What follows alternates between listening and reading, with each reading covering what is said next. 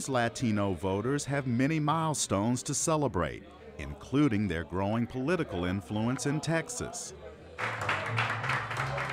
But Austin City Councilman Sabino Renteria remembers when Latinos across the state faced discriminatory voting practices 50 years ago. Back then, you had to pay poll taxes to vote. And I remember going with my dad and voting for John F. Kennedy, and paying his $2.50. From then on, I always felt like, that was a right and we shouldn't have to pay for it. 5 decades later, the political landscape has changed. Renteria is among 3 Latinos serving on the Austin City Council. He was elected after the city did away with an at-large system that elected council members citywide. Political observers say Austin's old election system made it difficult for Latinos to win a seat on the city council because they couldn't generate enough support from white voters in the rest of the city. Now Austin voters fill the council seats from within districts that often separate wealthy white and low-income minority neighborhoods. We won, and I was the first elected from my district. Texans are used to voting jurisdictions whose boundaries twist and turn like the river flowing through downtown San Antonio.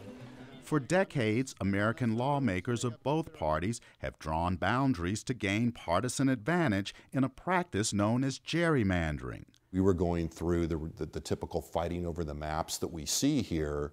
Jim Henson, a political analyst at the University of Texas at Austin, says the history of one-party rule in Texas created bitter political fights over the distribution of voters.